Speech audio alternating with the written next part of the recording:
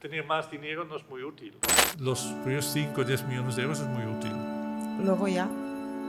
Y te compras unos edificios, unas cosas, te dan una rentabilidad, tienes cada mes dinero, mucho más que puedes gastar y vives tranquilamente y tal. Si tienes muchísimo más, el dinero te gestiona a ti y no tú no gestionas dinero. al dinero.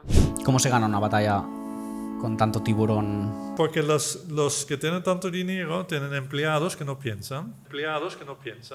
Muy buenas, Armand, bienvenidos. Bienvenido a Lo que no te contaron.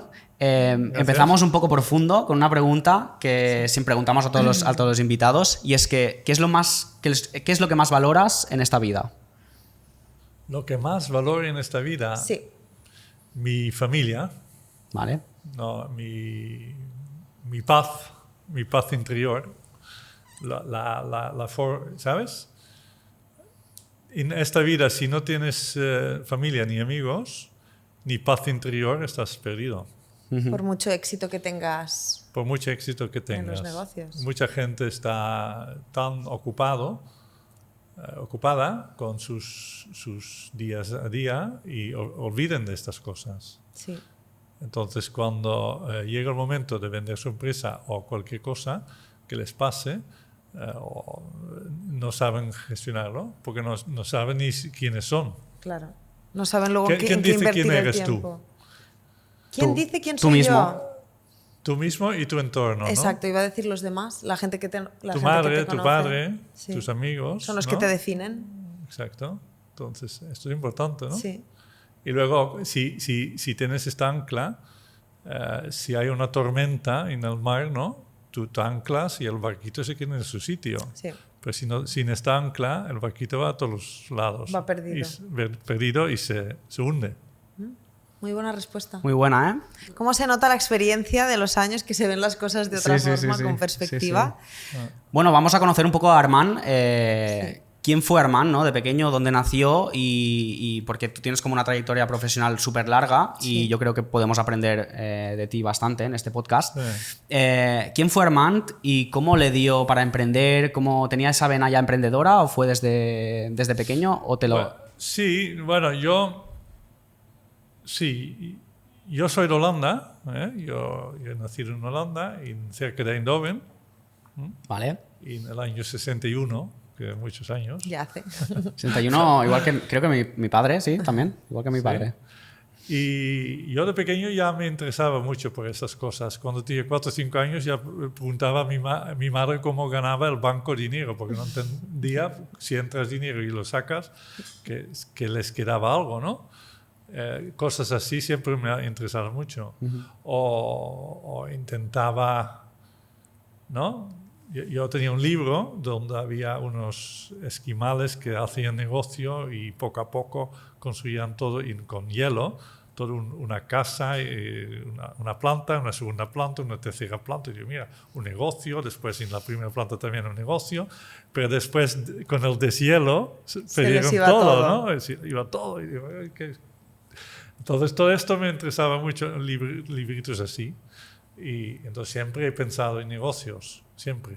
Y con muy poco, con 10, 11 años, recogía todo el papel del barrio, los periódicos, y lo vendía como para Reventa. algo, reventa. Ahí no había Wallapop, ¿no? No, claro. No, el papel por kilos. Vale. Tal. Recogía el papel y Vale. todas esas cosas. Ya un Muy bien. pequeño emprendedor. Sí. Sí, Qué bueno. Sí, siempre he estado haciendo cosas.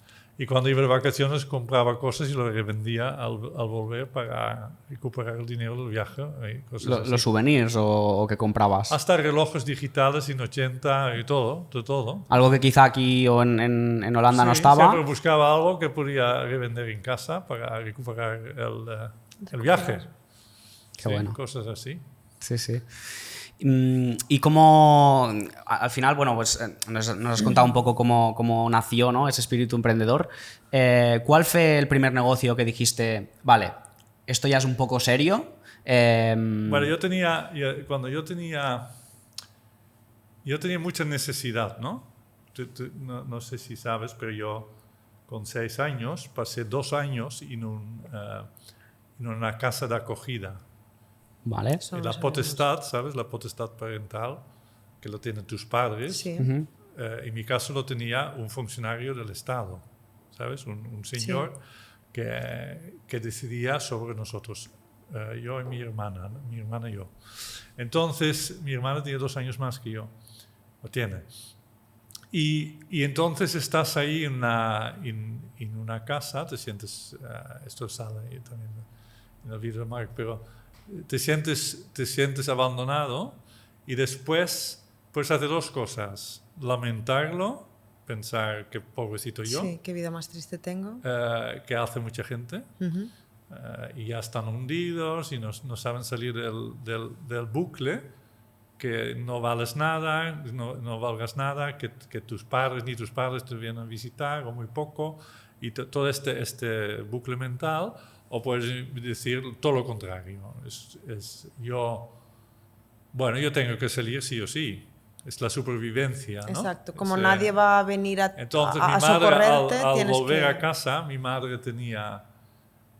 mi madre estaba en un instituto psiquiátrico durante un año algo, por razones que no quiero compartir.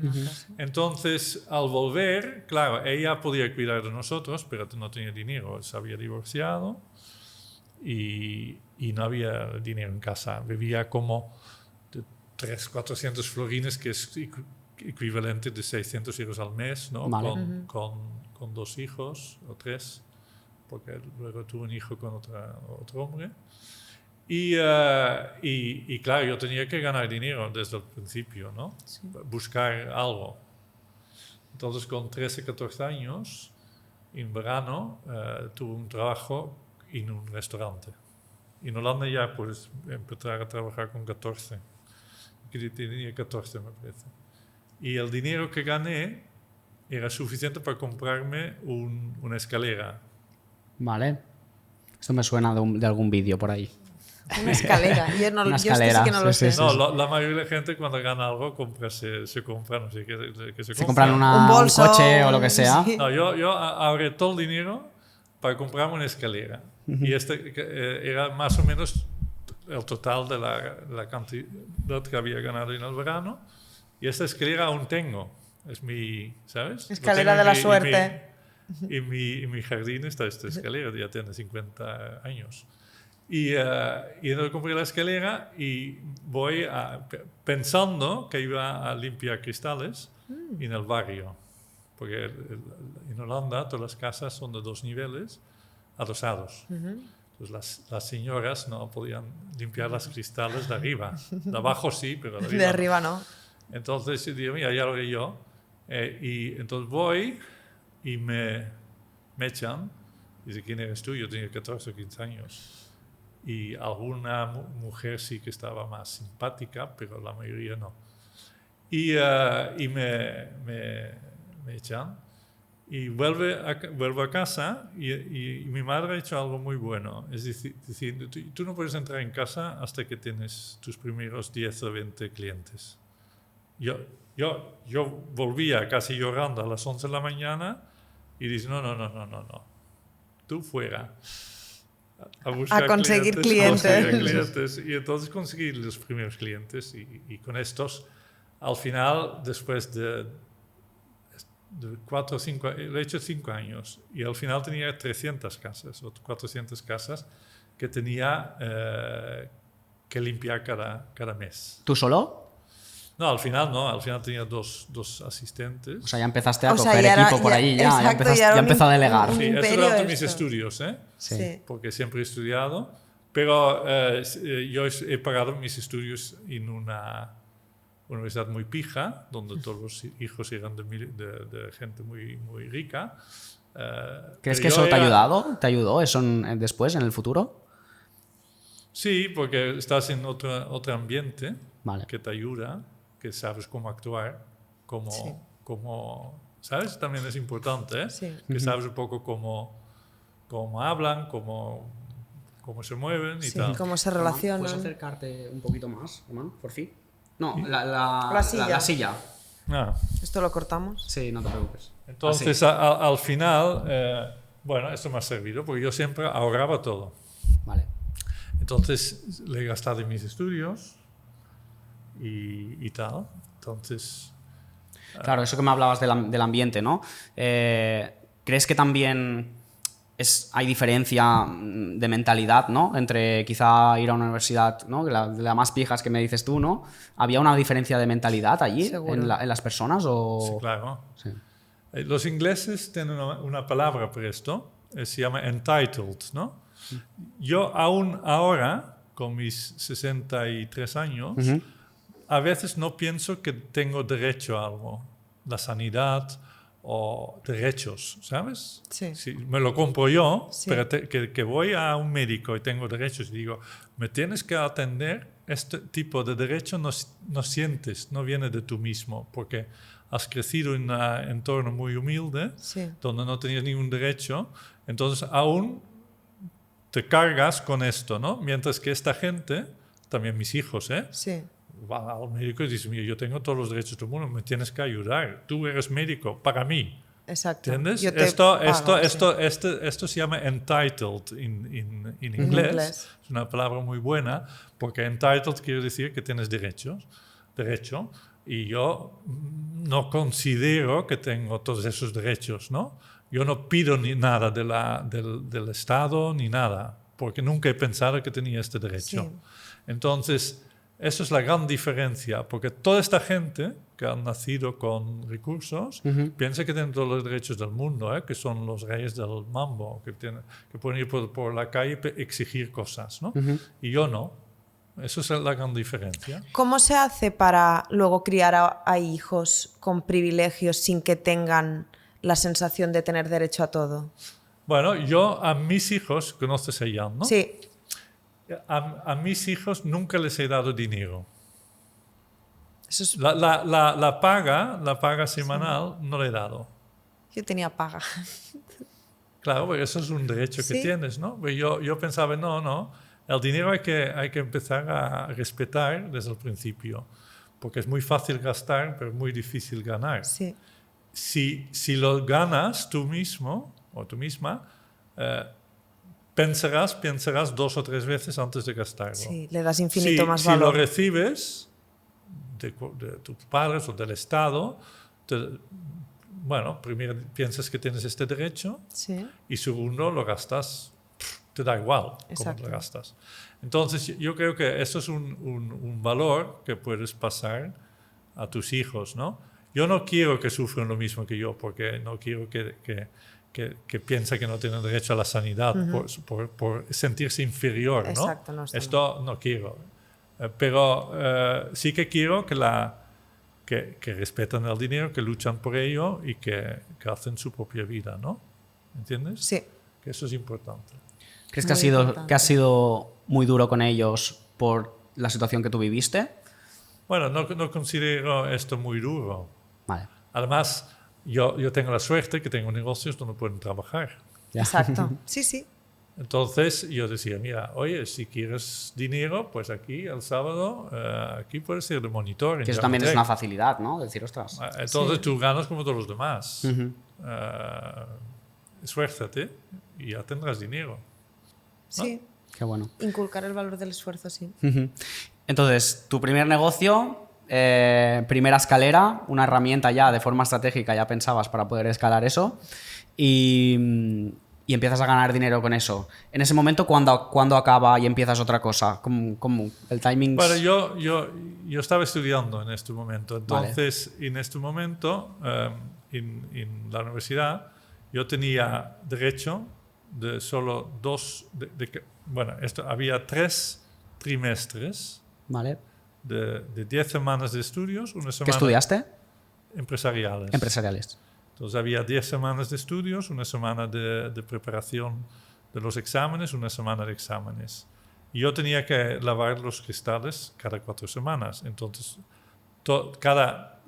de las 10 semanas lectivas, digamos, podía perder solo 2. Vale. Entonces yo cogía la segunda, no la tercera, la séptima, la de preparación del examen, y así son cada 4 semanas tenías una semana para trabajar. ¿Entiendes?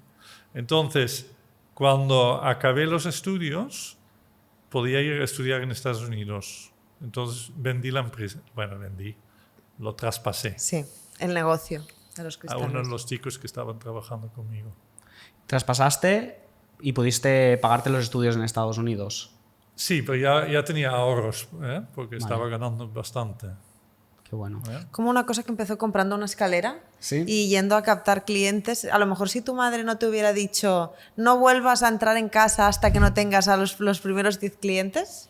Claro, esto marca. Sí. Si tu madre dice, oye, pobrecito, ven aquí, te hago un cafecito. No, cafecito. Un té, o lo que sea. Un bocata. Entonces, bueno. Sí. La empatía ahora está de moda, ¿no? Pero no siempre es adecuado. ¿Entiendes? La empatía hace la gente... La compasión a lo mejor, sí. Compasión sí, hay que saber cuándo, Exacto. en qué momento. ¿Entiendes? El hecho que tú enseñes valores no quiere decir que no quieres a esta persona. Sí. Sí. A veces hay que ser, estricto, ¿por qué no? Sí. No quiere decir que no amas a tu hijo. Exacto. Si tu hijo no es tu amigo, tú como padre o madre tienes la responsabilidad de educarle. Sí. Y educar no es al mismo nivel. No. Y no es siempre a lo mejor darle la razón o... Claro, ¿quién sabe algo de la vida? ¿Tú o el niño de 14 años? En principio el adulto debería. En principio sí, a veces no, a veces el contrario, no, pero en principio sí, debería. sí. Exacto. Bueno, es así. ¿Y el llegar a Estados Unidos, fuiste a seguir estudiando? Sí, entonces yo tenía la suerte, yo era bastante buen estudiante, bastante aplicado. Tienes que entender que cuando pasa todo esto, con 10 años ya, estuve por la noche rezando en la cama para sacar buenas notas. Esto es difícil de entender ahora, pero para mí sacar buenas notas era una forma de salir del agujero, de coger mi vida por las riendas, ¿no? Sí. Entonces, porque al final si puedes salir, ¿no? Estudiar, hacer cosas. Sí. Entonces siempre saqué bastante buenas notas y también pasé el examen para entrar en esta escuela de negocios, que era muy elitista. Y después, en esta universidad, acabé sexto de mi promoción. Que no es 1, 2 ni 3, 4, pero los primeros 5 no querían estudiar en el extranjero.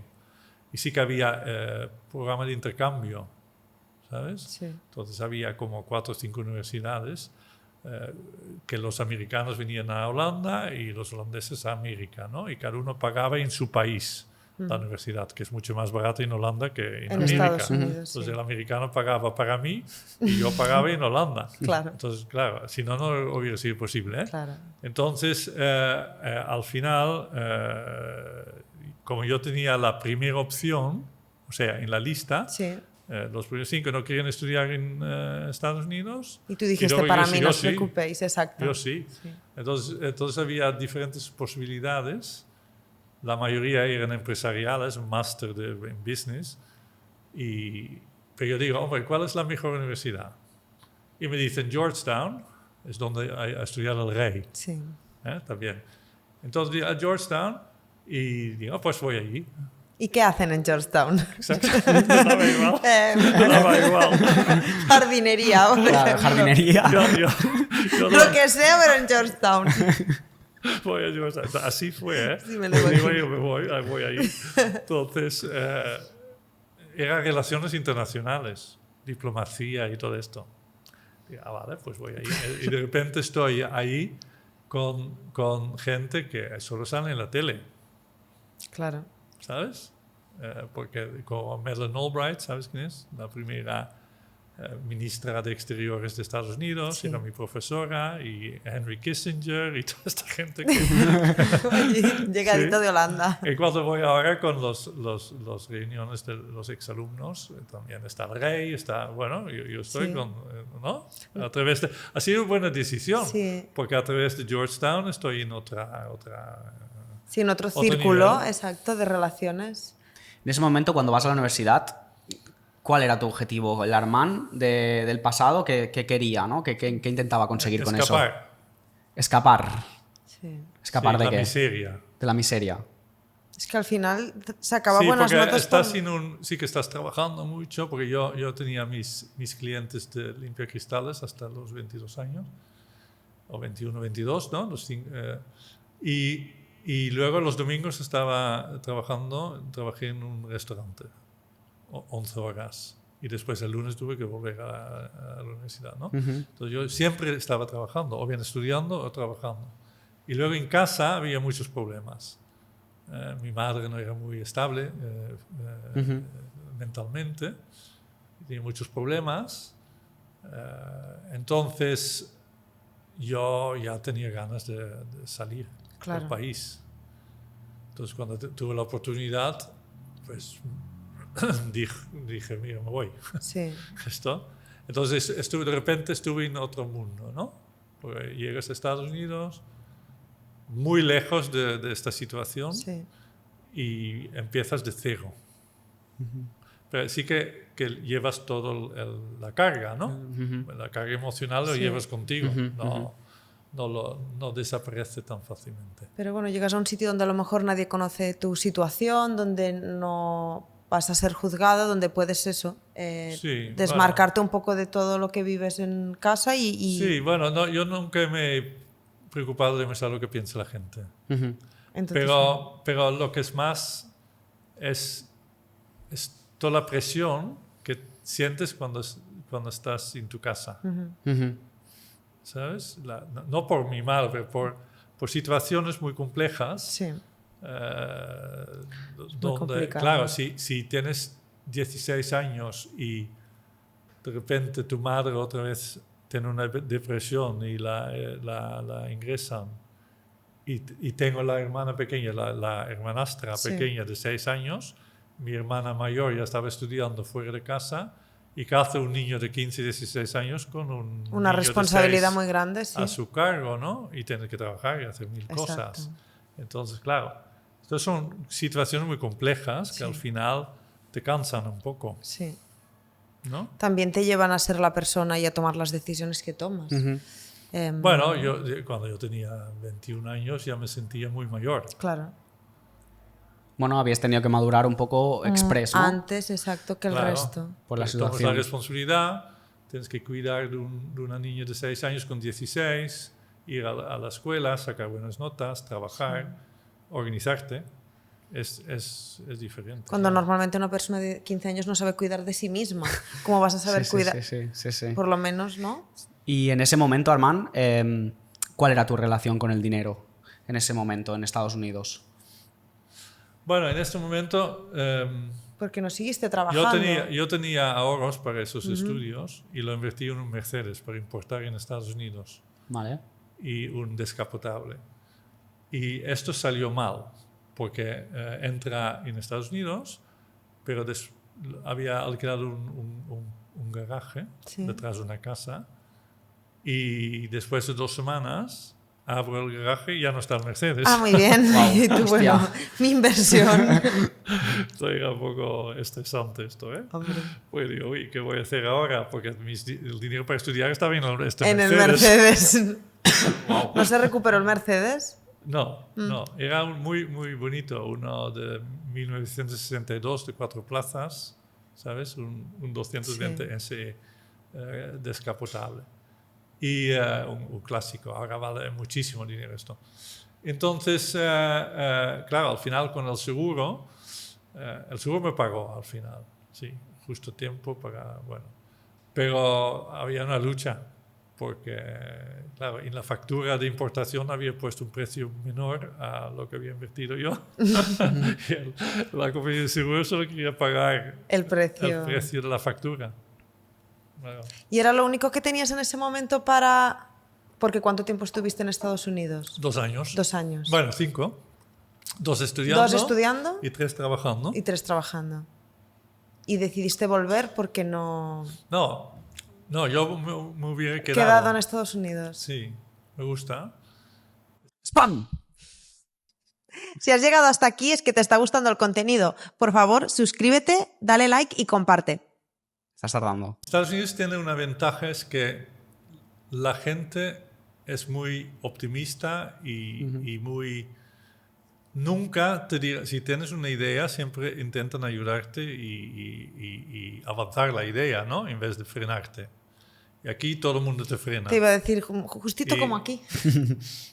Y esto para alguien que tiene iniciativa es la meca. Es fantástico. Porque todo es posible y todo el mundo ¿no? piensa contigo y puedes hacer cosas. Entonces, para mí era un país fantástico. Pero en 86 me casé, pero en 83 conocí a Lourdes en Georgetown. Lourdes había... Yo creo que esto no lo sabía. No. Entonces, Georgetown me ha ido muy bien, ¿eh? Sí, no, claramente. Entonces, conozco a Lourdes y Lourdes estaba ahí del intercambio. Tenía una beca en la Caixa, ¿sabes? La Caixa da becas cada año y tenía una beca en la Caixa para estudiar en Estados Unidos. Y claro, éramos pareja cuando al final ella podía trabajar 2 años porque con estas becas esto es un intercambio y te obligan a volver a tu país porque es un Fulbright y no puedes quedarte en Estados Unidos. Entonces cuando ella estaba estudiando hasta 85 y podía trabajar 2 años. Pero en 87 tenía que volver a Europa. Claro. Y entonces ya estuvimos casados en 86. Y entonces yo me iba a Europa porque ella tenía que volver a Europa. No tenía más remedio. Claro.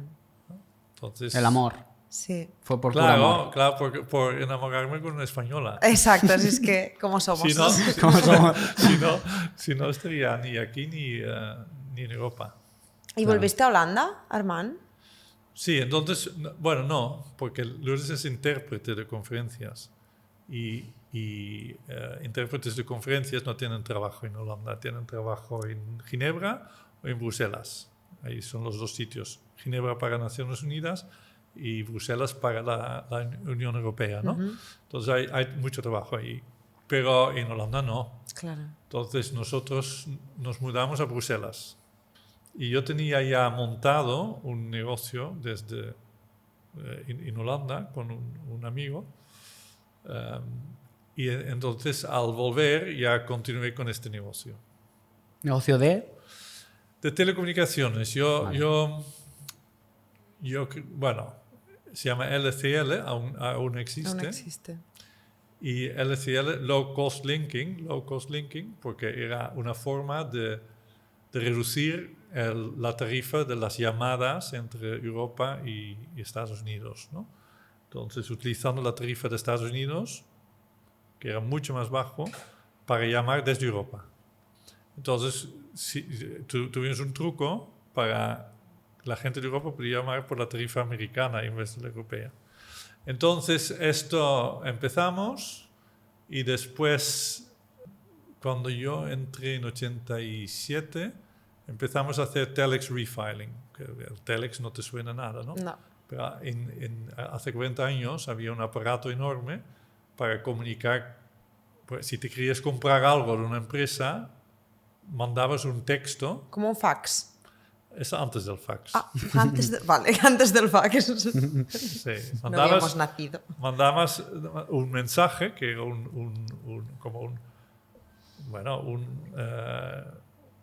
iba a 50 caracteres por minuto. Minuto, no segundo. Por minuto. Entonces era como un typewriter, ¿no? Como una máquina de escribir. Máquina de escribir a distancia. Y esta máquina tenía un precio muy alto, pues si querías una máquina tenías que pagar 200 euros al mes para alquilar la máquina. Pero en este momento había salido ya el PC en 82 y nosotros tuvimos uno y con este ordenador se podía mandar mensajes directos. Bueno, mensaje a un servidor en Londres y desde el servidor en Londres mandamos los telexes. Entonces la gente ya no tenía que tener esta máquina de 200 euros al mes. Y esto tenía bastante éxito, porque en Holanda había muchos exportadores y estos estaban todo el día con el telex. Claro. Porque aparte de la máquina, pagabas también la tarifa de los mensajes, ¿no? Sí, era como SMS muy antiguos Sí, y pero muy lentos. muy carísimos, ¿no? Exacto. Tienes que imaginar que pagar, no sé, 5 euros por un SMS. Exacto. Entonces la gente no quería pagar eso y entonces en Londres era mucho más barato enviar estos telexes que en Holanda. Entonces los exportadores estaban interesados en coger un PC, unos de estos de primera generación, pero bueno, y mandar los telexes a través del PC. ¿Y esto os daba dinero? ¿Os empezó a dar mucho dinero? Sí, bueno, sí. En 88, lo que sería hoy 30.000 euros al mes, algo así. 30.000 euros al mes. Muy bien. No está mal. Está muy bien. No, para hace 40 años era dinero ya. ¿Y eso evolucionó? Porque en algún momento... LCL evolucionó mucho. Claro. Porque LCL estuvimos 10 años luchando, porque Laurens y yo, entonces éramos 2 socios, estuvimos luchando y en 90... Bueno, sobre todo porque entró el fax, tú has dicho el fax. Pues en 88... entra en el fax en juego. La gente empieza a tener fax y entonces las agencias de viajes tenían last minutes, pero la forma de mandar los last minutes a las agencias, no había internet, ¿eh? Claro, si es que estamos hablando de hace mucho tiempo. Antes del internet. Entonces no había internet y la gente compraba sus viajes en una tienda. Sí. Pero para las tiendas necesitaban saber si había disponibilidad de vuelos, exacto. Bueno, sobre todo los de última hora, ¿sabes? Sí. Que me quedan 5 viajes de esto, pues lo mando a todas las agencias de viajes para que me lo venden a un precio reducido. Exacto. ¿Sabes? Con precios muy buenos. Entonces esto empezamos a hacer fax mailings a todas las agencias de viaje. Entonces, eran muchísimas agencias de viaje, ¿no? Centenares, y por la noche mandamos, no sé, pero decenas de miles de faxes cada noche. ¿Sabes? Podías comprar placas de fax para tu PC y tenías, no sé, 5 PCs, cada uno con 8 placas. Entonces, 40 canales de fax y mandabas todos esos faxes a la vez. ¿Y ellos os pagaban por fax? Por fax. Es que es una cosa tan lejana en el tiempo esto. Es que es fuerte. Claro, Cómo se ha democratizado todo ahora. Claro, todo ha cambiado. Pero luego entró en los años 90, tuvimos una red de walkie-talkie antes del móvil. Entonces había la posibilidad de crear para las empresas de paquetería, para hablar entre ellos y tal. Había una necesidad desde el coche, pero no existía el móvil. Tienes que pensar que la gente no tenía móvil. Hay que ponerse sí en la que había situación. un teléfono móvil muy grande, muy caro y tal, pero no era para este tipo de gente. Para un directivo sí, pero no para un trabajador de logística. Logística.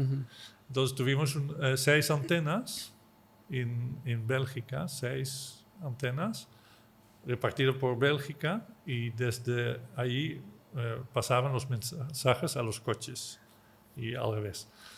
Y entonces tuvimos una red móvil, pero de walkie-talkie. Es como que la empresa pasó todos los procesos de la digitalización de telecomunicaciones. Es decir, empezasteis antes del fax, luego el fax, luego los walkie-talkies, luego ¿qué vino? Bueno, entonces bueno, también otras cosas porque tuvimos más servicios. Sí. Por ejemplo, ahora hay los servicios 800 y tal, todos los servicios.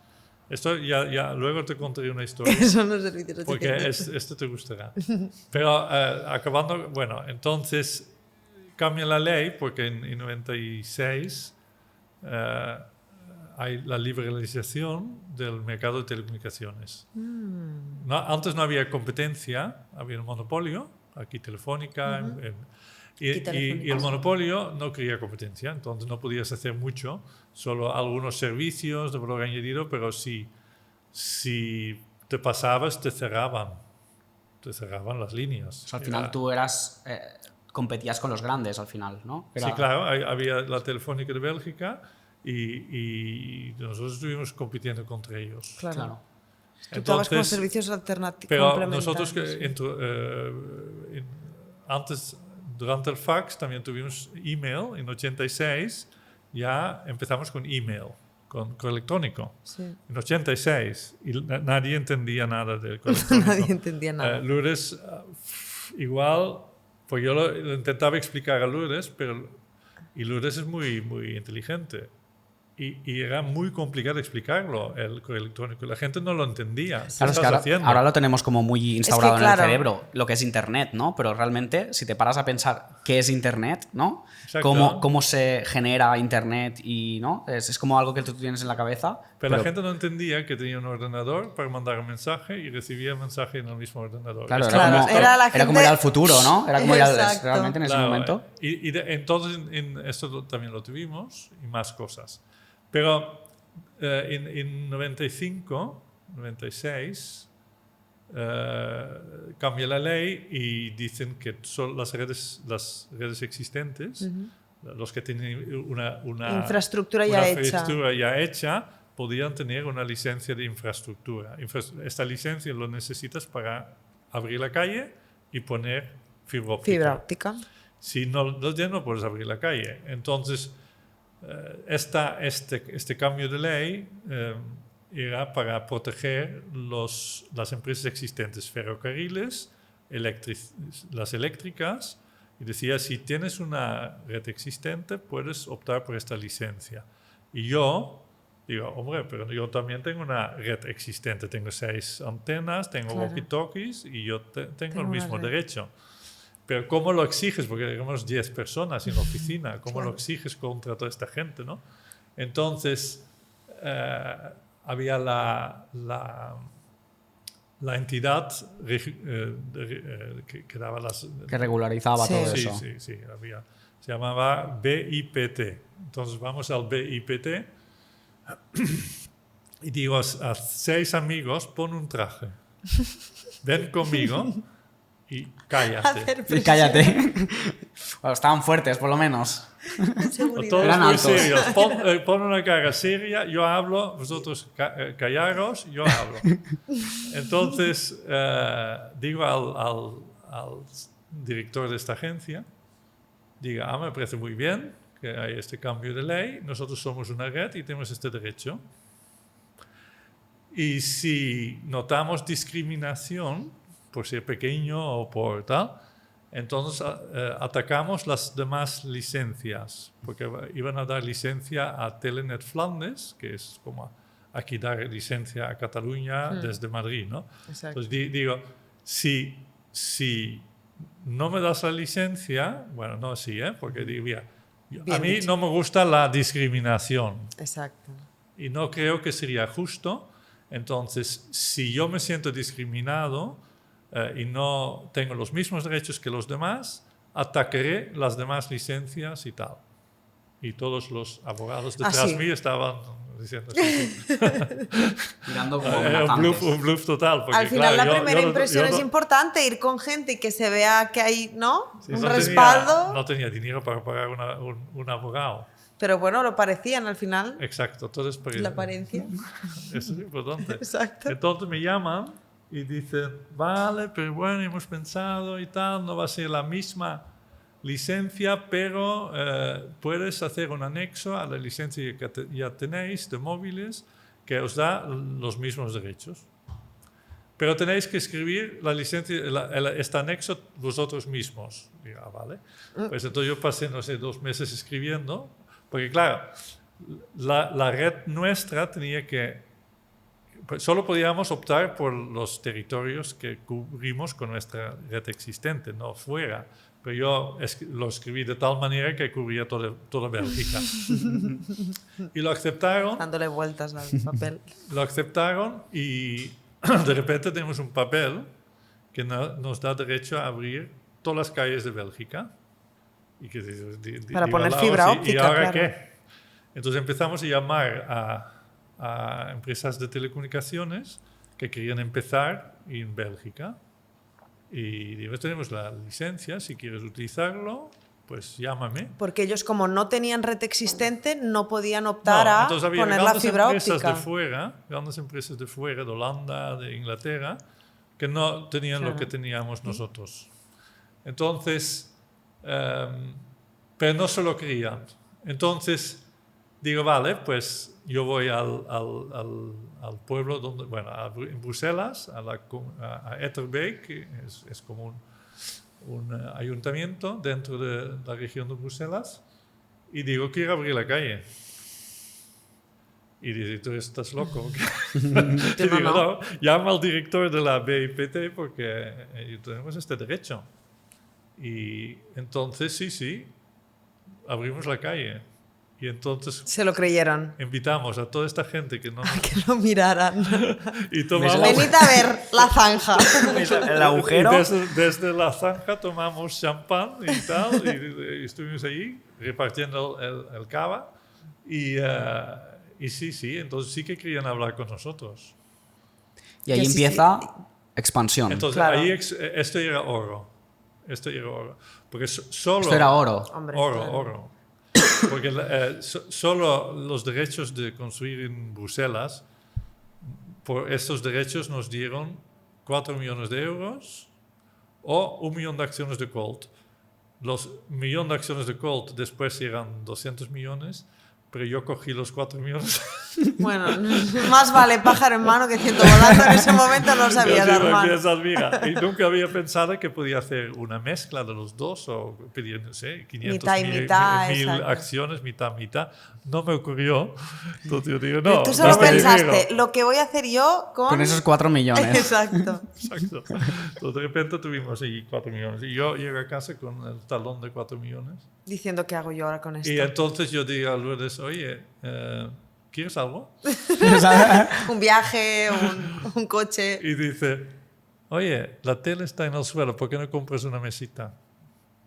No teníais mesa para la tele todavía. O sea, lo primero que se compró con esos 4 millones fue una mesa para la tele. Para mí era, lo bueno de tener a una persona al lado que no le importa todo lo que estás haciendo. Bueno, sí que importa. Sí. Pero el dinero no le importa tanto, ¿no? Entonces, no es una chica que quiere conducir un supercoche o gastar mucho dinero. Entonces, es muy, de 2 pies en el suelo, de decir, oye, lo que es importante es importante y el resto... una mesita para la tele y ya está. Y ya está. Y sigue con tu rollo, ¿no? Y invierte bien esos 4 millones. Sí. Exacto, pues así fue. ¿Y en qué se invirtieron esos 4 millones?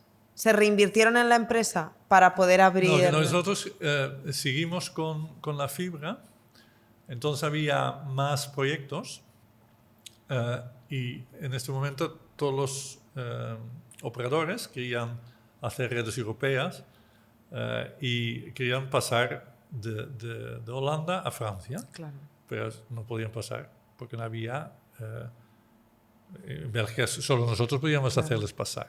Entonces empezamos a crear un equipo para sacar las licencias, porque cuando construyes una red de fibra óptica, cruzas ríos, puentes, todo, y por cada cosa tienes que pedir a la autoridad relevante un permiso. Sí que te lo dan, pero tienes que entrar planes y cosas y tal. Entonces tuvimos que invertir en una ingeniería.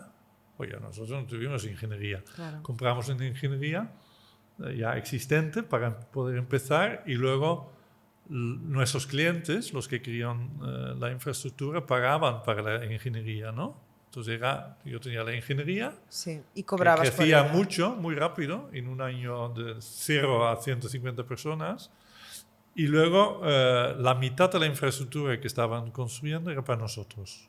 Yo decía, mira, vale, yo hago la licencia, tú pagas la infraestructura, yo tengo la mitad y tú tienes la mitad. Muy buen negocio.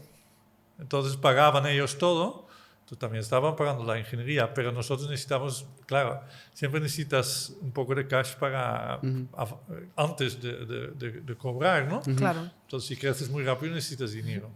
Sí. Y entonces parte de este dinero utilizamos por esto. para comprar la empresa de ingeniería y para tener ese cash. Si no tienes dinero es muy complicado. Esa caja, ¿no? Para poder sobrevivir ese crecimiento. Exacto. Desmiéntemelo si me equivoco, pero yo te veo como una persona, un perfil emprendedor un poco más visionario, visión estratégica, creatividad, ¿no? Creo que son unos de tus talentos. Claro, yo estos talentos los vinculo como desorganizados, como más volátiles. ¿Cómo asumiste ese crecimiento tan rápido estructuralmente hablando, ¿no? Yo te digo, mi socio, Lawrence, es lo opuesto. Vale.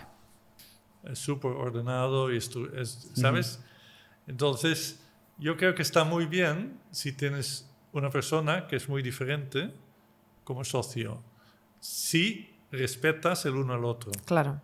Porque muchas veces el que es muy ordenado no respeta el que es más creativo, o al revés. Pero si entiendes que en la vida necesitas ambas cosas, tienes un muy buen equipo. ¿Tú recomiendas tener socios? Tu experiencia entiendo que ha sido siempre buena. Ahora depende en qué fase estás, ¿no? Y qué quieres. Si tienes socios, el dinero que ganas en la empresa no solo es tuyo, ¿no? Se reparten dos y por tanto se toma decisiones. No se reparte, se reinvierte, porque repartir es muy complicado. Pero me refiero que hay dos personas decidiendo en qué se reinvierte ese dinero. Hay potencialmente más conflictos. Pero también es verdad que si tu business plan es un business para crecer y luego vender, generar capital, está bien, porque no te importa que todo el dinero que entra en el negocio se utiliza para el crecimiento. Exacto. Pero si tú quieres un negocio que es solo para sacar dinero cada día, entonces tienes mucho más conflicto y es mucho mejor tener un negocio solo para ti. Porque tú haces lo que te da la gana. Sí. Muy buen consejo para toda esa gente que se lo esté planteando. Tienes que tener cuidado con los socios, porque muchas veces la gente elige un socio porque durante el momento que tuvieron la idea en el bar tomando cervezas, había 3 personas alrededor de la mesa y no quieren dejar uno fuera, ¿no? Dice, pero ¿qué es esto? Eso es muy bonito, en las películas queda muy bien. Sí, las pero películas. claro, en la realidad. Y después resulta que uno no está muy motivado y sí que tiene un tercio de la empresa. Claro. Dice, ¿qué haces con esto? Esto genera mucha tensión y problemas, ¿no? Entonces yo creo que lo que aún no hemos inventado es un sistema donde no vas al notario hasta que sabes lo que cada uno aporta, ¿no? Claro. Bueno, hay el pacto de socios, ¿no? Que puedes quitarlo, pero es muy violento. Es violento en un inicio, ¿no? Claro, entonces tú puedes romper muchos lazos, amistades y tal, haciendo estas cosas, ¿no? Claro. Yo creo más, por eso creamos ¿tú te acuerdas? Bonus Bank, ¿no? Bonus Bank. Pues es un proyecto que aún vive, aunque, bueno, y es tokenizar esos derechos. O sea, tú dices, hay 100.000 tokens y lo repartimos, pero durante el año. Y lo que te pagamos por lo que estás haciendo. Y después ya veremos quién tiene qué porcentaje. Claro. Depende de lo que tú has aportado al proyecto. Si no haces absolutamente nada, tú eres... Entiendo que es como un videojuego, ¿no? O sea, tú, según lo que hagas, vas ganando tokens, ¿no? Y después a final de año dices, vale, ¿qué has hecho tú? ¿Qué has hecho yo? Tienes que ordenar esto y también así puedes pagar a empleados igual que aportan mucho, ¿no? Y los tokens no necesariamente tendrán derecho de voto. Tú puedes crear tokens que después son acciones, pero sin derecho de voto. Claro. Entonces sí que mantienes el control, pero repartes un poco el capital. Yo creo que esto hay que inventar, porque actualmente no existe. No. Tienes que ir al notario, es muy complicado y tal. Cambiar las cosas también es muy, muy caro, ¿no? Sí. Porque cambias el accionariado y el notario te manda una factura de 1.000 euros. Sí. Esto, claro, no está pensado para una economía de startups. Claro. A lo mejor está pensado para otro tipo de empresas. Claro, una vez una industria creas y tal, y se queda en la familia durante 40 años y no se cambia nada. esto ya no es el caso, ¿no? La cosa es mucho más, más dinámico. Entonces coincidió que tu socio pues erais o sea, os compenetrabais muy bien. Sí. ¿Y qué pasa luego? ¿Empezáis a poner fibra por toda Bélgica? ¿Empezáis a exportar también? Entonces un día, cuando ya tenemos 600 kilómetros en propiedad, voy a una fiesta en Bruselas y conozco un inversor que estaba trabajando en un banco de inversión, Hans Wackwitz. Y Hans dice, oye, ¿por qué no haces un business plan? Y yo, ¿de business plan? Yo no soy de business plan. Yo soy de improvis plan. No, yo pienso, hombre, yo sí que planifico las cosas un poco y sé dónde voy y paso por paso. Pero este paso por paso, si vas izquierda, derecha o recto, depende un poco de la situación, ¿no? Sí, claro. No lo puedes saber con antelación. Un business plan está pensado para empresas existentes, donde el jefe dice tienes que mejorar un 10%. Entonces cogen los números del año anterior, añaden un 10% a todo y eso es el ya plan. Está, el business plan. Entonces un business plan, claro, para una startup no siempre funciona porque tienes que hacer lo que el cliente quiere y esto no lo sabes cuando empiezas. Claro. Y entonces yo creo que es más importante empezar a ganar dinero de cualquier forma. Porque entonces tienes tiempo y con el tiempo ya encuentras la gran oportunidad, ¿no? Si tienes paciencia. Sí. Pero entonces nosotros tuvimos esta pregunta, ¿no? Porque Hans decía, oye, tenéis 600 kilómetros de infraestructura, tenéis una licencia y no quieres hacer nada con esto más grande. Entonces empezamos a hacer el business plan y yo inventé algo que ahora es muy conocido en el mundo de la infraestructura, que es el dark fiber, la fibra oscura. Sí. En 98, 99, este modelo de negocio no existía, porque nadie tenía redes de fibra. Pero yo pensaba, mira, no vamos a poner equipos, electrónica, conectando la fibra. Vamos a alquilar como si fuera inmobiliario. Tú quieres una fibra de aquí a Madrid, pues te dejo una fibra de aquí a Madrid y pon tu equipo tú. Claro. ¿Entiendes? Entonces es mucho más fácil porque pones el cable y después dices, hay un cable de 200 fibras o más, hay cables ahora muy grandes, y alquilas las fibras. Lo único que dicen es, necesito un anillo porque si me rompe la fibra... Puedes repararlo. No, el tráfico va hacia el otro lado. Siempre es un anillo para que el tráfico pueda continuar hacia el otro lado. Pues hay muchas obras en las calles donde se rompen el cable. Claro. Entonces hay que repararlo y durante este momento necesitas otra ruta. Entonces, básicamente la gente... entonces empecé con este plan de poner fibra y alquilarlo. Y hay una regla que si alquilas por 15 años, lo puedes poner en tu balance. Vale. La compra, como si fuera tuya. Vale. Entonces, pero lo bueno de esto es que si te pagan 15 años con antelación, tienes mucho dinero. Sí. ¿Os pagaban 15 años con antelación? Sí. Es mucho tiempo, 15 años. Mucho. Como para saber que vas a seguir necesitando lo mismo. Claro. Contratos de millones. Y empezamos a vender esos contratos de millones, que era difícil al principio porque dicen, ¿quién eres tú? Sí. Pero entonces hicimos una ronda antes de esto hicimos una ronda de capital donde sacamos 50 millones de euros. La primera ronda. Joder. ¿De aquella ya se hacían rondas de capital? Claro, pero 50 millones de euros es mucho para una primera ronda. Bueno, entiendo que ya teníais una infraestructura grande, ya podríais demostrar. Entonces, para hacer lo que queríamos hacer es conectar, hacer un anillo en Holanda entre las grandes ciudades Rotterdam, Ámsterdam, Utrecht, pues hacer un anillo y también dentro de las ciudades. Entonces necesitamos dinero para construir. Claro. Entonces era más bien para esto. Y entonces nosotros había mucha competencia, Metro Media Fiber, había KPN mismo, todo el mundo hacía lo mismo. Claro. Pero nosotros ganamos la batalla, como los más pequeños, con menos dinero, porque toda esta gente tenía centenares de miles millones. de millones, sí. ¿Cómo se gana una batalla con tanto tiburón a tu alrededor? Bueno, porque los que tienen tanto dinero tienen empleados que no piensan. Vale. Y suena un poco...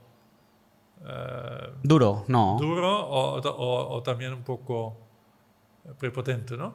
Pero es verdad, porque nosotros lo vivimos con el corazón y con la pasión y todo, y lo estamos mirando. Y ellos, Metromedia es una empresa de Estados Unidos que tenía un gerente en Holanda y le habían dicho, oye, tienes que construir este anillo de fibra. Y lo hace. Dice, tengo que construir, no sé, 80 kilómetros o 100 kilómetros en un año. Y le da igual dónde. Exacto. Y nosotros no. Dice, pero no. Al lado de una vaca no me interesa, ¿no?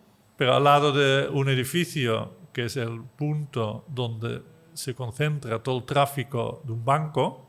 Ahí sí. Ahí sí. Entonces nosotros hicimos una lista, que es muy difícil de conseguir, pero conseguimos la lista de dónde estaba el tráfico, las antenas. Entonces sí que había móviles ya en 2000, entonces los puntos de concentración de tráfico. Entonces la lista de, no sé, no me acuerdo cuántos puntos, pero había centenares de puntos donde había más o menos mucho tráfico. Entonces pusimos la fibra al lado de estos edificios, claro, lo más cerca posible. ¿Qué pasó? Empezamos a competir y nosotros dijimos, mira, 2 semanas y 10.000 euros para conectarlo.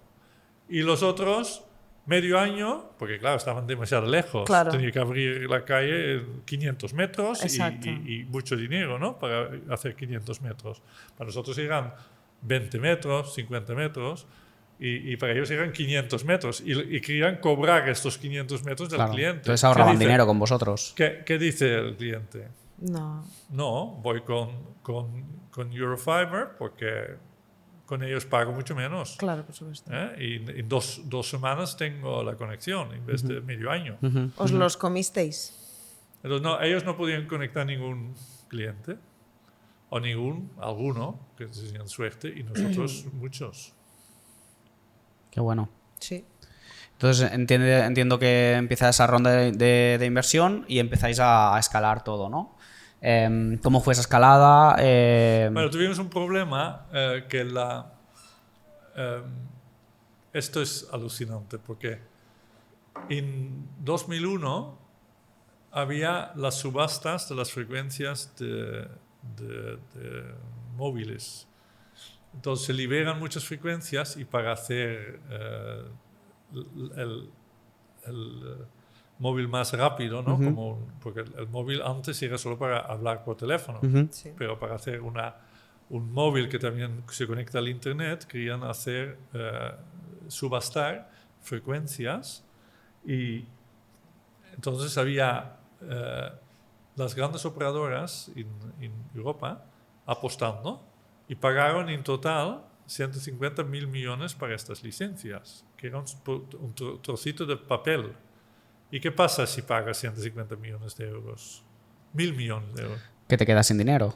Exacto. Entonces, echaron a gente y toda la cadena de valor por abajo se quedó sin dinero, porque ya yo tenía por 10 o 15 millones de euros contratos de ingeniería para hacer nuevas redes y tal, y me lo cancelaron casi todo. Porque tú estás en la cadena de valor y ellos cancelan sus contratos porque habían gastado todo el dinero en las licencias. En las licencias. Y los gobiernos, fantástico, habían ganado mucho dinero con esto. Pero nadie cuenta la historia que 1 millón de personas en Europa en el sector perdieron su trabajo. Hostia, entre otros, más de 120 en mi ingeniería. Entonces, esto era muy difícil porque tú has contratado a esta gente. Había gente que me habían preguntado si podían comprar una casa justo 3 meses antes, si era seguro y tal. Y digo, hombre, sí, yo creo que sí. Y 3 meses después tenía que echarles. ¿Entiendes? O 4 meses después. ¿Cuánta gente llegasteis a despedir? Bueno, la ingeniería lo cerramos. Bueno, no lo cerramos, lo bajamos a 30 personas. Y eran antes de 150. Y después lo que quedó lo vendimos. Antes se llamaba FiberCorp porque tenía T-Plant, que era la ingeniería, y Eurofiber, la fibra. Y después de todo este desastre, nos quedamos solo con Eurofiber.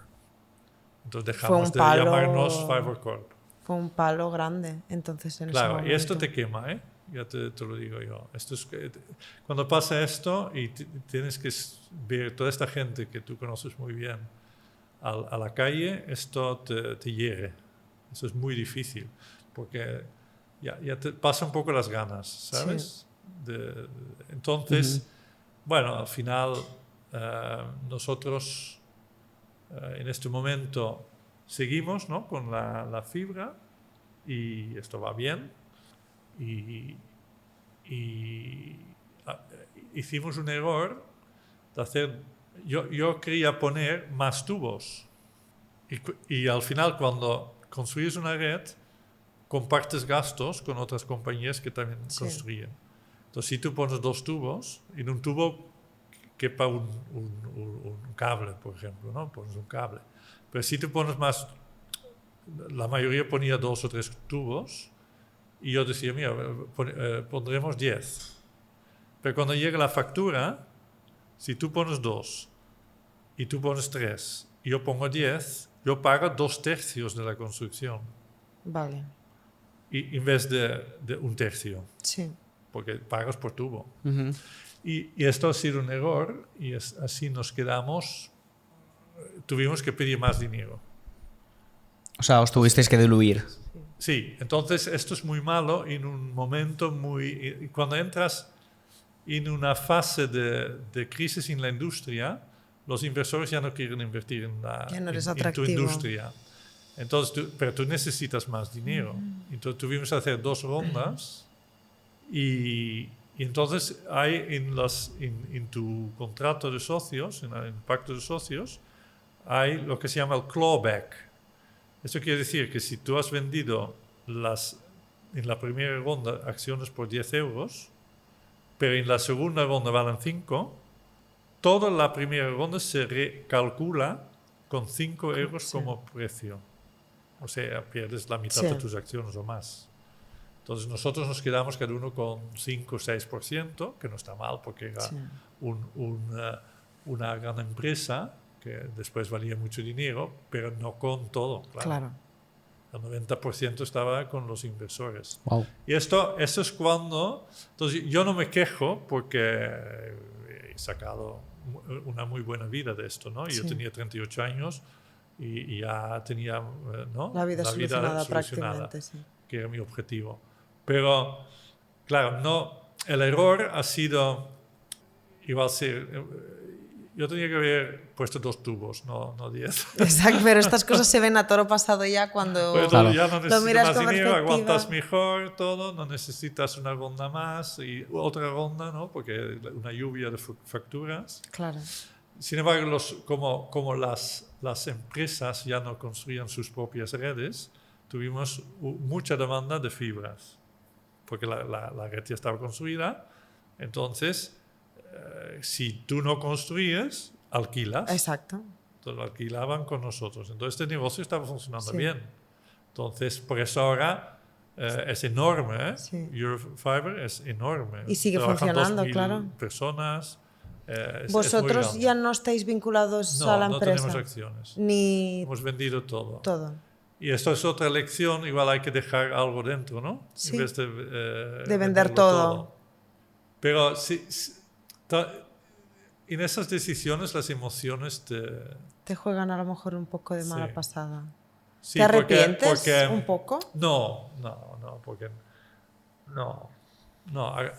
porque tener más dinero no es muy útil. ¿Sabes? Los primeros 5 o 10 millones de euros es muy útil. luego ya... Y te compras unos edificios, unas cosas, te dan una rentabilidad, tienes cada mes dinero, mucho más que puedes gastar, y vives tranquilamente y tal. Si tienes muchísimo más, el dinero te gestiona a ti. Y no tú no gestionas al dinero. Sí, porque tienes que estar pendiente de todo esto. Si tienes muchísimo, pero son pocos, tienen su family office, pero para esto ya necesitas cantidades que son de otra magnitud. Y aún así es difícil como abarcar todo, porque si empiezas a invertir tanto y a diversificar tanto el dinero, llega un punto en que tú solo no lo puedes controlar y necesitas mucha gente que te gestione todo este dinero. Entonces, exacto. Esto ha pasado con Hans, con mi amigo, el inversor, que ha invertido en una empresa que se llama Atien, y está ido muy, muy, muy bien, y ahora de repente tiene muchísimo. Y claro, tiene una oficina en Ámsterdam donde gestiona todo esto. Entonces está bien, pero también necesitas gestionarlo todo, ¿no? Exacto. Es una responsabilidad. Entonces yo creo que lo que más notas en la vida es, no sé, los primeros 10, más o menos. Cuando lleguemos a los primeros 10 ya te lo diremos. Te llamaré, a ver qué tal. Te haré un llamacuelga. Armand, pues sí, tenías razón. Los primeros 10 los valoras mucho. Después, bueno, depende. Si tú quieres comprar un barco y ponerlo en el portáraco, necesitas 100. Claro. No. La verdad que eso no. Con todo lo que sabes ahora, si ahora mismo te lo quitaran todo, ¿por dónde empezarías? Si me quitan todo, ¿por dónde? Bueno, depende, pero vender algo. Comprar y vender algo. Eso es lo más fácil. Claro. Porque si no tienes nada, es mejor buscar algo que puedes revender. Siempre hay oportunidad, Sí. de ganar algo. Tú te metes en algo donde puedes ganar un sueldo y inviertes la mitad del sueldo en algún negocio al lado y empiezas a ganar dinero, ¿no? Pero tienes que tener un poco de cash para comprar ¿no? ¿Crees que todo el mundo tiene oportunidad? Sí, pero el problema de la gente es que no se fijan en lo que necesitan los demás. Solo se fijan en lo que necesitan ellos mismos. No entienden que la vida es al revés. Si tú cuidas a los demás y estás atento, ves cosas que tú puedes ofrecerles. Si solo estás pensando en lo que necesitas tú, eres el cliente del otro que está más espabilado que tú. Sí. ¿No? Después, así mirando un poco con perspectiva, ¿cuál crees que ha sido el momento más duro de tu vida? Es decir, ¿dónde has dicho, hostia, yo de aquí no salgo o de aquí...? No, pero con negocios no es duro, esto no es duro. Y no tener dinero tampoco es duro, porque en Europa no morimos de hambre, ni mucho menos. En África igual sí que es muy duro, pero aquí no. Porque siempre hay alguna ayuda, algún familiar que te ayude o lo que sea. Pero lo que es más duro en la vida son las cosas muy emocionales, ¿no? Lo que te afecta más son temas muy emocionales. Y entonces ahora hablamos de tener que despedir gente por una crisis en el sector de telecomunicaciones y tal. Complicado. Eso es muy duro, pero no tiene comparación con otras cosas que he vivido. Y lo más duro que he vivido es estar 3 horas en coche de mi casa, de mis padres, con 6 años, y que se marchen y no vuelven en 3 semanas, y cuando vuelven se quedan 2 horitas a verte y te dejan ahí otra vez. Y este sentimiento de abandono está toda la vida contigo, ¿no? Te marca. Sí, de hecho se llama síndrome del abandono, o sea, está te marca mucho y creo que eso es mucho más duro porque ahora ya tengo la edad que mis mejores amigos, 2 de mis mejores amigos han fallecido con 60 años y tal. Entonces, uno ya con 38 hace tiempo y otro con 60. Y te vuelve este sentimiento, es muy fuerte este sentimiento porque al final... Esto es lo más duro, porque esto lo tienes que superar tú mismo. Sí. Porque lo que no puedes hacer es no hacer ningún vínculo con nadie. Con nadie para que no te. Porque esto es tu reacción. La primera reacción es ya no hacer. No me encariño con nadie más. Exacto. Porque. Exacto. Qué bueno. Entonces, si me preguntas lo que es lo más difícil en la vida, son estas cosas, no Lo las demás. cosas de los negocios. Pero yo creo que si has vivido estas cosas, lo demás te parece a lo mejor superfluo, no superfluo, pero como tú ya has vivido cosas muchísimo más duras, todo lo que pueda venir después, tú ya estás preparado o si has superado esto, puedes superar otras cosas. Sí, pero tienes que tener mucho cuidado que, que tu corazón no se petrifica. Porque el problema es que si tienes el corazón tan duro como una piedra, que ya no entra una emoción o no puedes dar. Claro. Esto es la consecuencia para mucha gente, que al vivir estas cosas Sí. ya no actúan como humanos, ¿no? Bueno, Es todo tan racional, tan... Bueno, se defienden mucho, ¿no? Y no dejan entrar emociones ni salir, está, ¿no? Como una y entonces, igual algunos se dedican 100% a los negocios y solo están en ello, están todo, para olvidar todo esto, ¿no? Exacto. Y esto tampoco es muy, muy sano. Tienes que confrontar tus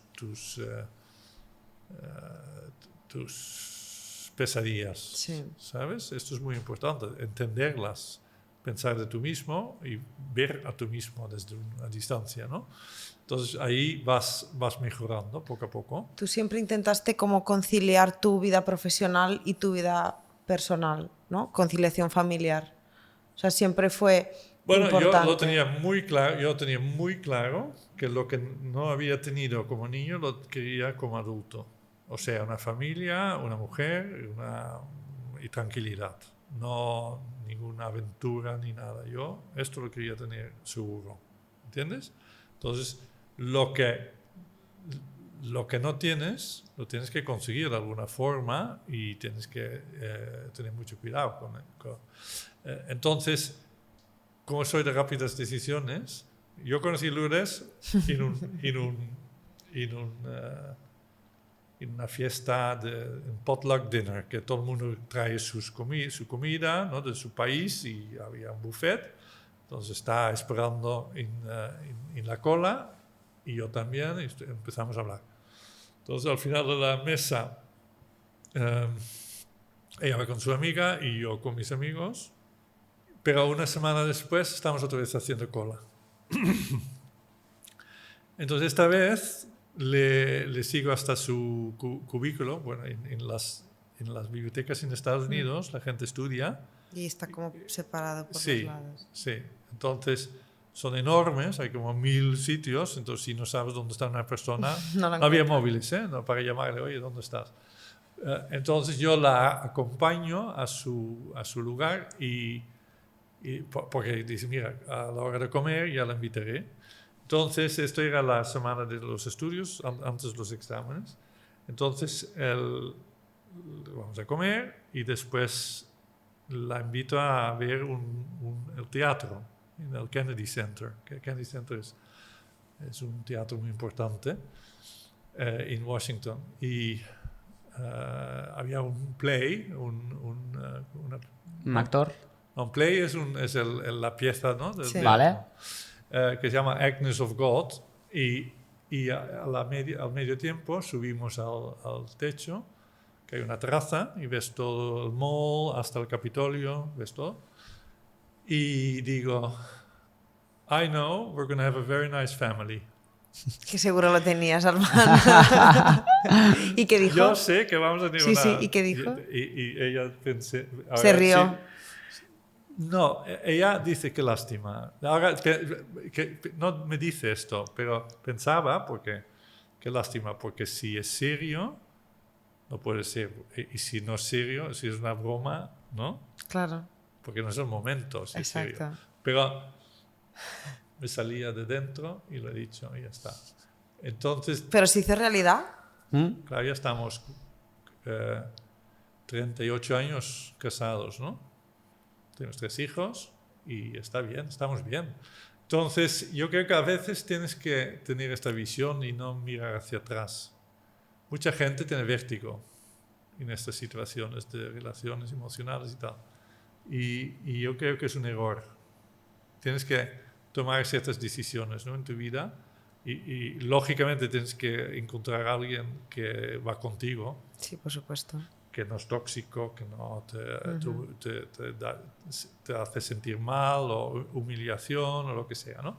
O, tampoco alguien que te quiere controlar. Claro. Todo esto es muy importante. Pero luego, si encuentras a alguien que está bien, tienes que decidir. Claro.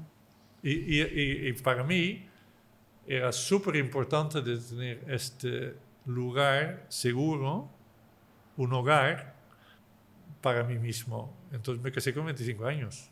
Muy joven. Bueno, a lo mejor de aquella. Sí. Bueno, pero sigue siendo joven. Sí. Entonces nos casamos aquí en Barcelona, porque Lourdes es de Barcelona, y volvimos a Estados Unidos.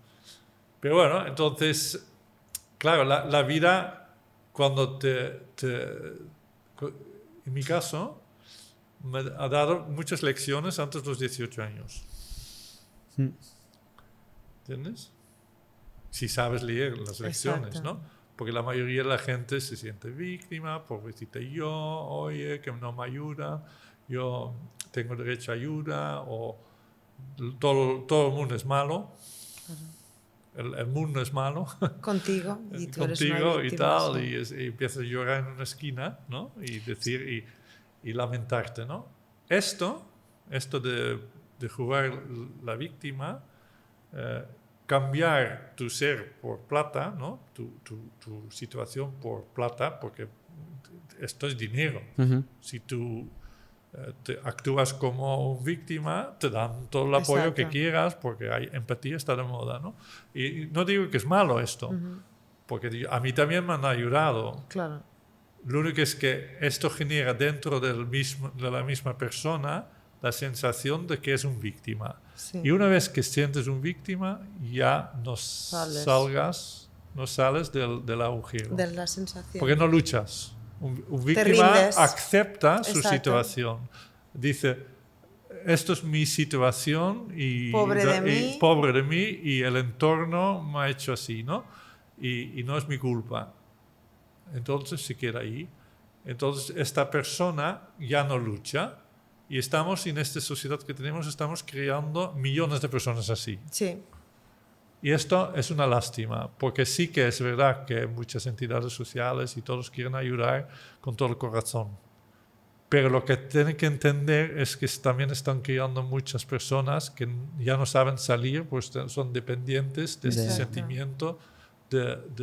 Porque también dependen a lo mejor de la ayuda externa para poder...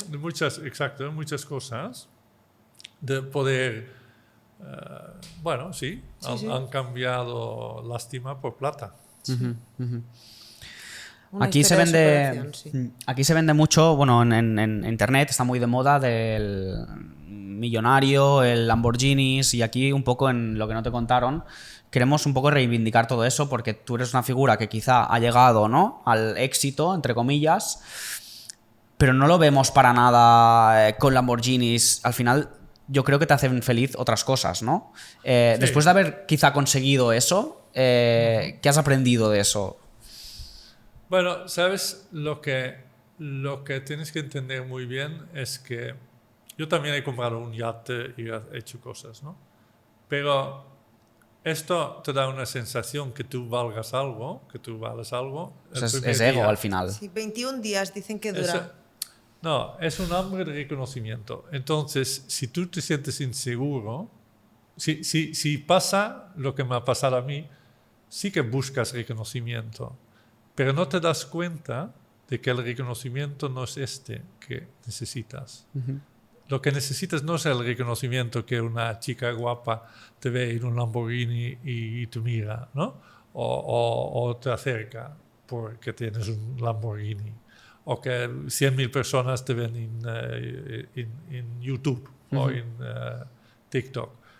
Entonces, es una falta de entender la vida. La vida no pasa por este tipo de reconocimiento, porque esto genera más envidia y más otras cosas, más estás fuera de tú mismo.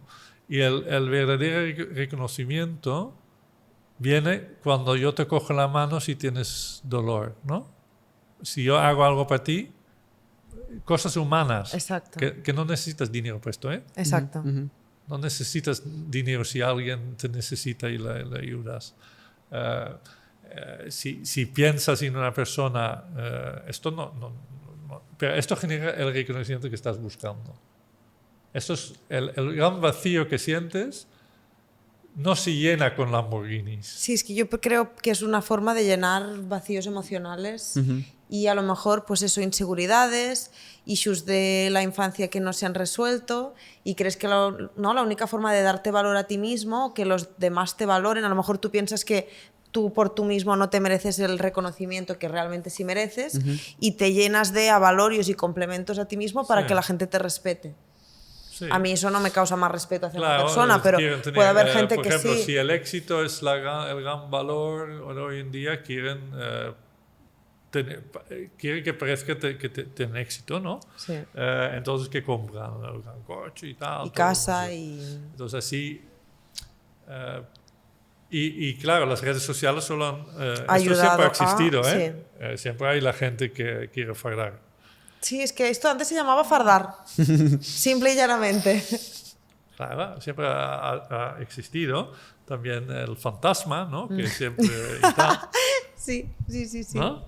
Pero ahora es como que era una cosa que estaba mal vista, que la gente fuera excesivamente ostentosa, y ahora es algo que se premia y a la gente lo alaba y lo usa como de modelo a seguir. Sí, gente que es extremadamente ostentosa con su riqueza y con su... ¿no? Antes la gente que tenía mucho dinero se movía en unos círculos donde gastaba o se relacionaba con otra gente con mucho dinero, pero no era una cosa de hacerla tan pública, a lo mejor, no era como...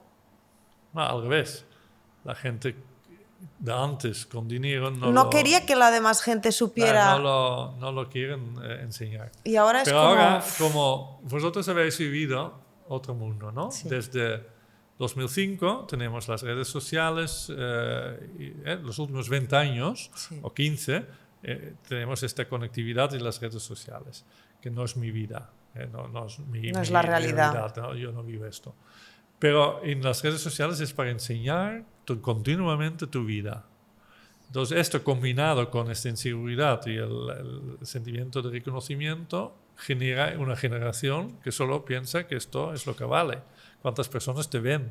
El influencer, el tal, ¿no? Sí. Entonces, pero van a encontrar la pared. Vale. Algún día encuentran la pared porque no es lo que vale esto. Claro. No es esto que somos busca. Una generación un poco más estúpida. No. Todas generaciones tienen sus estupideces, ¿no? Pero, la nuestra también. Por ejemplo, nosotros éramos mucho más materialistas.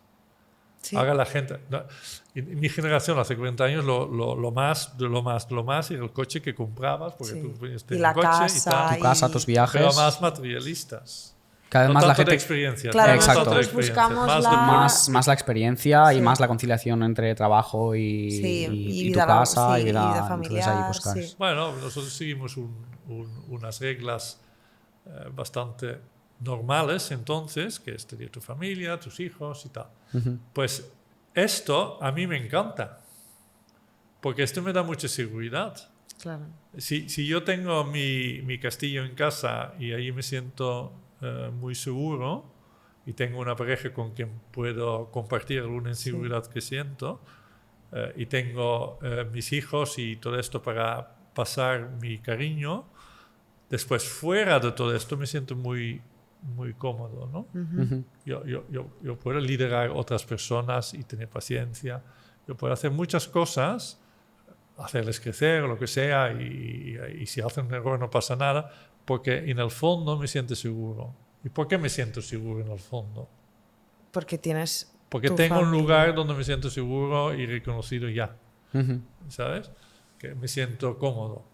Y creo que es súper importante esto. Pero ahora la gente ya no quiere ni hijos, no quiere nada de esto. Y digo... Nos vamos a extinguir. Bueno... sí o no, pero porque hay 8.000 millones en el mundo Sí. y supongo que no. Pero igual la cultura española sí, porque los que no tienen hijos son otros, no españolas. Claro. Pero tú no vives aquí por tu cultura, o tú no estás hecho por tu cultura, tú tienes que hacer las cosas para ti misma, ¿no? Exacto. Pero si piensas, tú también necesitas este hogar. Ahora lo tienes igual con tus padres y tal, un poco, pero habrá un momento que estos padres ya no existen y tú misma estás sola, tienes 70 años, no tienes ni hijos. Espero tener suficiente dinero como para pagar a alguien que me cuide. También es otra pared. Sí. Que la gente ahora no tiene ni idea de lo que puede pasar. Porque, claro, tus hermanos igual aún te llamarán o te cuidarán. No tengo. Si te pasa, tú no tienes. Además, que sola estoy en este mundo. Bueno, tienes a tu perro. Entonces, tengo un perro. El perro. El perro no será cuando tú tienes 70. Ya lo sé, Armand, no sé qué voy a hacer. Bueno, tu doble. Es tu doble, exacto. Un doble de inteligencia artificial que me cuide. Pues yo creo que concluimos aquí. Sí. Creo que ha sido súper interesante, Armand. Gracias por venir a Lo que no te contaron. Ha sido una historia, pienso que inspiradora y también, jolín, de superación personal. Así que nada más, a todos los oyentes se pueden suscribir y mil gracias por venir. La verdad, ha sido súper inspirador. Un placer como siempre, Armand. Encantado.